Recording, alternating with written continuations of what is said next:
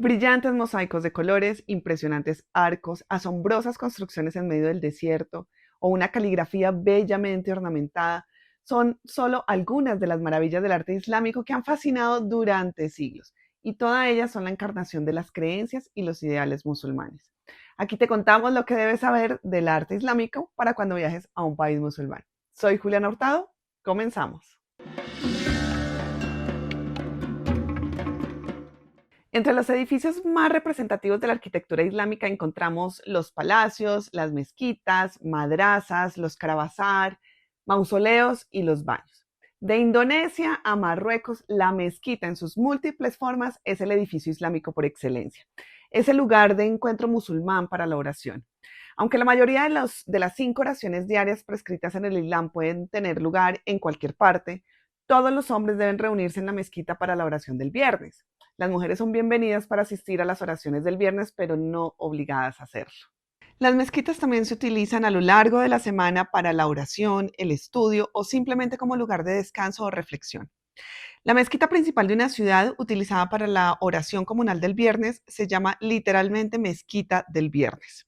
El estilo, la disposición y la decoración de una mezquita pueden decirnos mucho sobre el Islam en general, pero también sobre la época y la región en la que se construyó esa mezquita.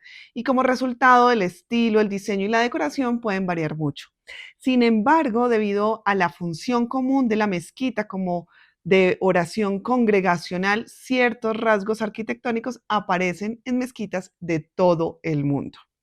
La necesidad fundamental de la arquitectura de mezquita congregacional es que sea capaz de albergar a toda la población masculina de una ciudad o pueblo. Y para ello las mezquitas congregacionales deben contar con una gran sala de oración. En muchas mezquitas esto está colindado a un patio abierto llamado el San, y dentro de ese patio a menudo se encuentra una fuente. Sus aguas son un respiro de alivio en tierras muy calurosas e importante para las abluciones que deben hacerse antes de la oración. Otro elemento esencial es el mihrab, un nicho en el muro que indica la dirección a la Meca hacia la que rezan todos los musulmanes. A la dirección de la Meca se le llama Qibla, por lo que el muro en el que se coloca el mihrab se llama muro de la Qibla. No importa dónde esté una mezquita, su mihrab siempre indica la dirección a la Meca, o al menos tan cerca de esa dirección como la ciencia y la geografía pudieron colocarla. Así, por ejemplo, un mihrab en la India mirará al oeste, mientras que uno en Egipto mirará al este. Uno de los aspectos más visibles de la arquitectura de la mezquita es el minarete, una torre adyacente o adherida a una mezquita desde la cual se anuncia el llamado a la oración. Los minaretes toman muchas formas diferentes, desde el famoso minarete espiral de Samarra hasta los altos minaretes a lápiz de la Turquía otomana o el bello minarete inacabado de Kiva. No solo es de naturaleza funcional, el minarete sirve como un poderoso recordatorio visual de la presencia del Islam. La mayoría de las mezquitas también cuentan con una o más cúpulas, llamadas en árabe cuba. Si bien no es un requisito ritual como el mihrab, una cúpula sí posee significado dentro de la mezquita como representación simbólica de la bóveda del cielo. La decoración interior de una cúpula a menudo enfatiza en este simbolismo utilizando intrincados motivos geométricos, estrellados o vegetales para crear patrones impresionantes destinados a asombrar o a inspirar. Tras la muerte del profeta Mahoma en el año 632, el arte no era el centro de atención de los musulmanes, que estaban más interesados en las conquistas. Por eso, cuando se levantó el primer edificio islámico, se convirtió en una maravilla instantánea. Era la cúpula de la roca de Jerusalén. Tiene forma octogonal, combinando el círculo como símbolo de los cielos y el cuadrado como símbolo de la tierra, creando así un puente para los creyentes entre ambos. Aunque actualmente es un lugar de oración, este edificio no fue construido como una mezquita.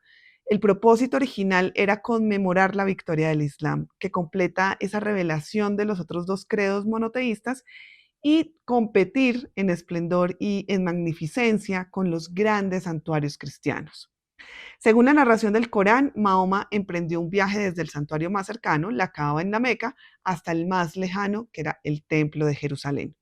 Y desde la roca que alberga en su interior el edificio, el profeta se elevó a los cielos para recibir la primera revelación del arcángel Gabriel. Según la tradición, en la roca se quedaron grabadas las huellas de Al-Borak, el caballo mitológico de Mahoma. Mientras que en las iglesias cristianas las paredes se pintan con historias bíblicas, en el Islam el interior de las mezquitas, mausoleos o madrazas se decora con imágenes del paraíso descrito en el Corán. El aniconismo es el término que se utiliza para evitar representaciones de cualquier ser capaz de percibir o sentir. El anacronismo islámico se deriva en parte de la prohibición de la idolatría y en parte de la creencia de que la creación de formas vivas es prerrogativa exclusiva de Dios. Mientras tanto, la palabra musawir, hacedor de formas, artistas, se utiliza como epíteto de Dios. Sin embargo, el Corán no prohíbe explícitamente la representación visual de ningún ser vivo. Son los hadices, unos dichos atribuidos al profeta Mahoma, los que afirman explícitamente que la creación de imágenes de seres vivos es como si los pintores insuflaran vida a sus imágenes y por lo tanto debe castigarse. Como resultado, el arte islámico típico muestra una ausencia de figuras y se centra más en motivos caligráficos, geométricos y florales abstractos. Las decoraciones son una visión del paraíso. Como el Islam comenzó en un paisaje árido y desértico, el paraíso es un reflejo de lo que estas zonas carecen. Plantas verdes y cascadas de agua son las imágenes del paraíso que representa un oasis en el desierto con palmeras, flores, frutas y agua. Un magnífico ejemplo del arte islámico en la arquitectura es la mezquita Nasir ol-Mulk, también conocida como la Mezquita Rosa de Shiraz, en Irán. Los extensos cristales de colores de su fachada reflejan la luz a cualquier hora del día. Este tipo de ventana se llama vidrio orsi, que se fabrica con una mezcla de madera y vidrio de colores de las dinastías safávida y Qajar. La luz es el símbolo de la unidad divina, como está escrito en el Corán. Alá es la luz de los cielos y de la tierra. Otro elemento muy importante de la arquitectura islámica es el sebil, un tipo de fuente pública. Históricamente, los sebil eran estructuras civiles o militares construidas por primera vez en el Imperio Otomano. Se colocaban en las mezquitas o en los cruces de caminos y proporcionaban agua potable gratuita a todo el mundo. Algunas de las más bellas se encuentran en el sur de España y en Marruecos.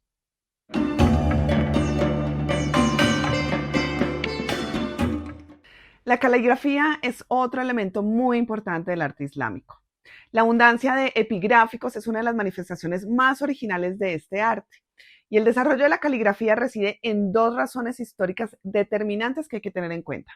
La primera de ellas se encuentra en el mismo origen del Islam, que es la revelación del libro sagrado, el Corán, que significa recitación. El Corán es el libro por excelencia que se aprende, se memoriza, se estudia en las madrazas. Y la versión canónica, o sea, la oficial del Corán, quedó establecida en el primer siglo del Islam hacia finales del siglo VII. Desde entonces las copias se multiplicaron como no lo ha hecho ningún otro texto tan tardío. La reproducción de copias de un texto con tanto valor sagrado supuso el desarrollo de la caligrafía como arte y como ciencia específica. La segunda razón histórica del desarrollo del arte caligráfico también es religiosa. Se trata de la prohibición expresa de la representación de imágenes de la que hablamos anteriormente. Esto supondrá el desarrollo de la caligrafía como sustituto decorativo de la figuración en los lugares sagrados, además de ser uno de los elementos más originales y característicos en el arte islámico. En lugar de representar a Dios o al profeta o cualquier otro motivo figurativo relacionado con la religión, el arte islámico lo sustituye por la representación caligráfica de sus nombres o por frases extraídas del Corán. Un gran ejemplo es el Corán azul, con versos de plata y oro sobre vitela añil, un pergamino hecho con piel de becerro, un verdadero tesoro fechado hacia los siglos IX y X expuesto en el Museo de Arte Islámico de Raqada, en Túnez. Otro maravilloso ejemplo de caligrafía es la tugra de Solimán el Magnífico. Una tugra es un símbolo intrincado y muy decorado que se utilizaba como monograma imperial. La de Solimán estaba iluminada en oro y azul y se utilizaba a menudo en documentos oficiales. El estilo caligráfico más antiguo es el estilo cúfico y debe su nombre a la ciudad de Kufa en el actual Irak.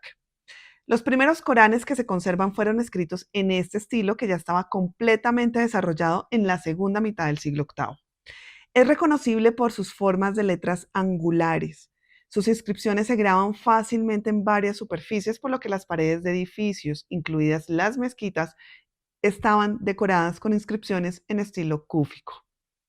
El estilo Zulús es el más bello, elegante, versátil y difícil de dominar de los estilos caligráficos. Se trata de un estilo cursivo de letras conexas y complejas reglas de tamaños y proporciones. Por ejemplo, los elementos curvilíneos y rectilíneos están relacionados en la proporción 1:3. Según el Corán, cuando los elegidos lleguen al paraíso, recibirán bebidas servidas en copas de cristal. El arte de tallar el cristal de roca, que es un tipo de cuarzo, se desarrolló por primera vez en Egipto entre los siglos X y la primera mitad del XII, bajo la dinastía Fatimí. También fue allí donde este arte alcanzó la perfección. Aunque parezcan de vidrio, en realidad son de cristal de roca ahuecado, delicadamente tallado y pulido, que solo alcanza un par de milímetros de grosor. Estos objetos mágicos estaban destinados a transportar las copas al paraíso, por lo que se adornaban con frutas, flores y hermosos pájaros.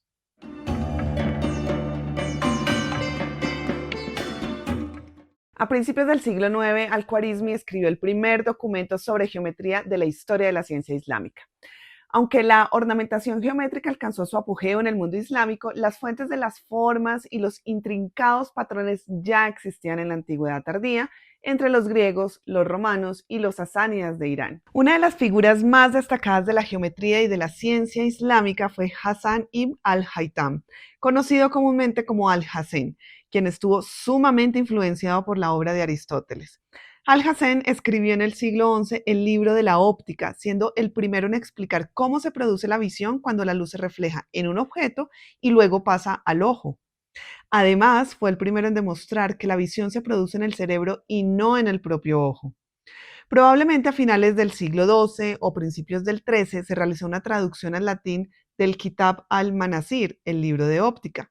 Se dice que esta traducción influyó enormemente en varios eruditos de la Europa cristiana, entre ellos Roger Bacon, Leonardo da Vinci, Galileo Galilei, René Descartes y Johannes Kepler. En su tratado, una obra más filosófica, Alhazen discrepaba de la opinión de Aristóteles de que la naturaleza desprecia el vacío y utilizó la geometría para intentar demostrar que el lugar es el vacío tridimensional imaginado entre las superficies interiores de un cuerpo contenedor. La geometría litúrgica musulmana emplea inicialmente dos formas geométricas centrales o recurrentes, el círculo y el cuadrado. Sin embargo, en toda su evolución a través de los siglos, los musulmanes emplearon una serie de recursos geométricos que son altamente complejos y que incluso se adelantaron a sus tiempos. Es el caso, por ejemplo, de las simetrías y las teselaciones. La repetición simétrica, la multiplicación y la subdivisión en fracciones o partes de los círculos, cuadrados, estrellas y polígonos, especialmente pentágonos y octágonos, son muy frecuentes en la geometría musulmana, pero lo más interesante es que ellos hicieron patrones geométricos teselados con 2, 3, 4, 5 y 6 ejes de simetría, es decir, con todas las únicas y posibles que permiten rellenar todo un plano utilizando la misma pieza. Para explicarles mejor esto, les cuento que un teselado o teselación matemática es un patrón o regularidad de figuras geométricas que pueden recubrir completamente una superficie plana sin superponerse y sin dejar algún espacio vacío. Los musulmanes fueron expertos en este arte, gracias a la influencia de los teselados griegos, romanos y sasánidas. De este modo lograron diseñar antes que cualquier otra civilización patrones geométricos teselados con 5 ejes de simetría. La geometría islámica no es solo religión, ni belleza o matemática a secas. Es la historia de una simbiosis que toda una civilización, de manera única y singular, hizo florecer para la posteridad.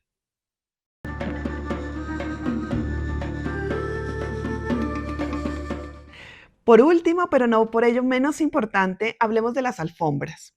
El arte de tejer alfombras alcanza su apogeo en la Persia del siglo XVI, en el actual Irán. Era la demostración más impresionante de motivos geométricos y florales combinados con fuertes colores. Durante siglos, este producto decorativo ha cautivado la atención del mundo occidental.